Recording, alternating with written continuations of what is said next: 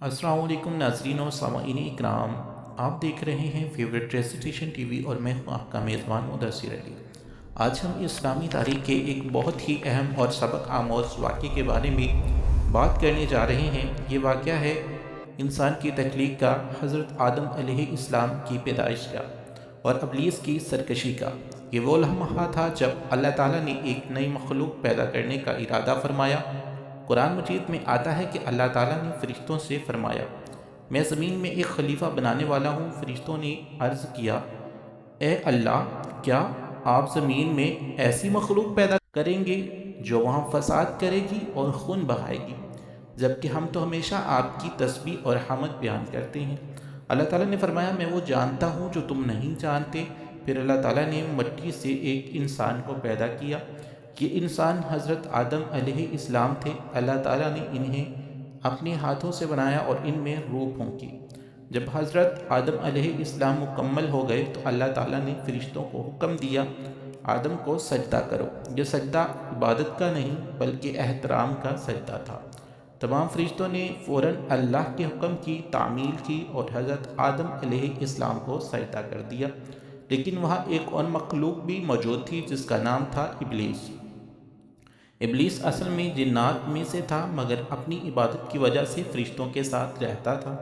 जब अल्लाह का हुक्म आया कि आदम को सजदा करो तो इब्लीस के दिल में तकब्बुर पैदा हो गया।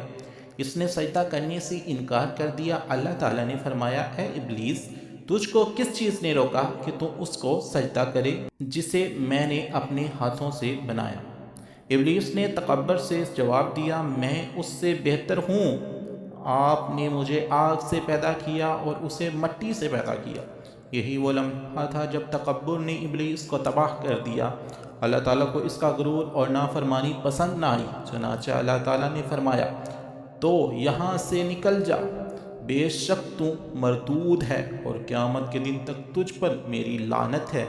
इब्लीस अल्लाह की बारगाह से निकाल दिया गया, लेकिन जाते जाते उसने एक ख़तरनाक कसम खाई। उसने कहा, ए अल्लाह, मुझे क़यामत के दिन तक मोहलत दे दे, मैं इंसानों को गुमराह करके रहूँगा। मैं उनके आगे से, पीछे से, दाएं से और बाएं से आऊँगा। अल्लाह ताला ने फरमाया, तुझे क़यामत तक मोहलत दी जाती है, लेकिन मेरे नेक बंदों पर तेरा कोई ज़ोर नहीं चलेगा। यही वो लम्हा था जब इंसान और शैतान की दुश्मनी शुरू हुई। हज़रत आदम अलैहिस्सलाम को जन्नत में रखा गया और उनके लिए हज़रत हव्वा अलैहिस्सलाम को पैदा किया ताकि वो इनके साथ रह सकें। अल्लाह ताला ने फरमाया, ए आदम, तुम और तुम्हारी बीवी जन्नत में रहो और जहाँ से चाहो खाओ पियो, लेकिन उस एक दरख्त के करीब भी न जाना। इब्लीस, जो पहले ही हज़रत आदम का दुश्मन बन चुका था, उसने मौका तलाश किया और हज़रत आदम और हज़रत हव्वा के पास आया और इन्हें बहकाने लगा। उसने कहा, अगर तुम उस दरख्त का फल खा लोगे तो तुम हमेशा ज़िंदा रहोगे और हमेशा जन्नत में रहोगे। शैतान के बहकाने पर हज़रत आदम और हज़रत हव्वा से वो दरख्त का फल खा लिया गया।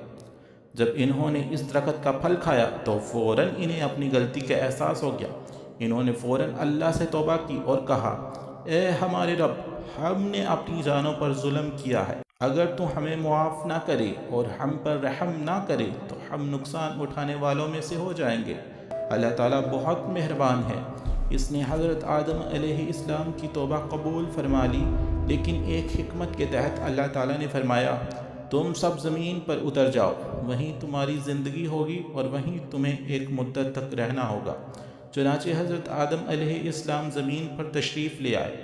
यहीं से इंसान की ज़िंदगी का आगाज़ हुआ। इस वाक़े में हमारे लिए बहुत बड़ा सबक है। पहला सबक ये है कि तकब्बुर इंसान को तबाह कर देता है, जैसे इसने इब्लीस को तबाह किया।